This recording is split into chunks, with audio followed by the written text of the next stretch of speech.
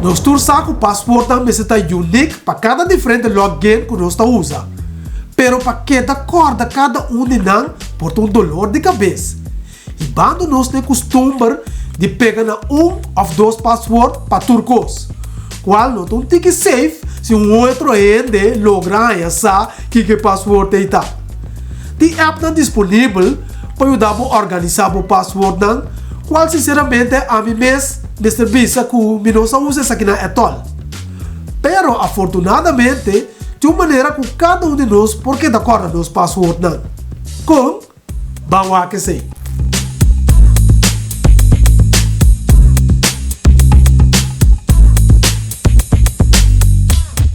Promessa como escolhe bom password. Escolhe password principal que tem fonte e que contém turcos que o mestre tem dentro. Mais largo está, mais melhor. Dus, o mestre contém hoofdletters, kleine letters, número, símbolo e não mestre palavra. Por exemplo, vou portar password maneira aqui.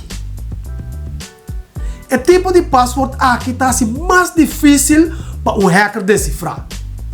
Agora, o que eu não incluir no password?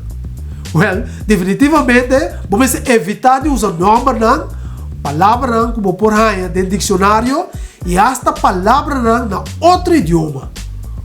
Turba para mais casual ou a cura que é possível. Essa aqui também é o password principal. Passou fora de password aqui, você vai construir turbo sobre a password não culi. Escreve o password aqui só caminho safe para por se acaso você olvidar dia. De dois etapas tabira cambia o password principal para cada diferente password que você ter. Pois, ora você criar password para algo descomeçar com o password principal.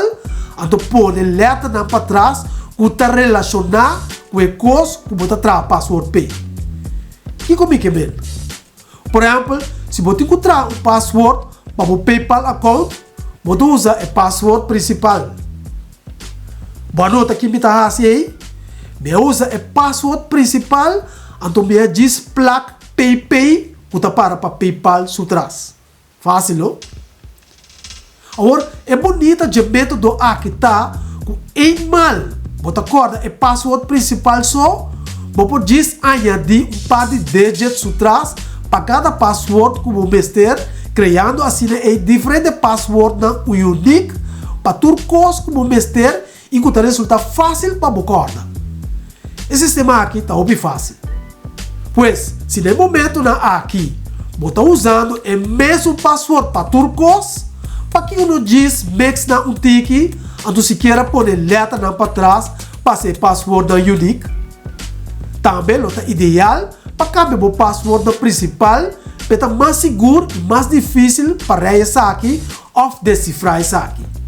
Mas hacker tem que sacar fora o password que você usa riba website que está menos seguro, mas por o mesmo password aqui riba site mais importante para se nascer bobida é mais difícil para você.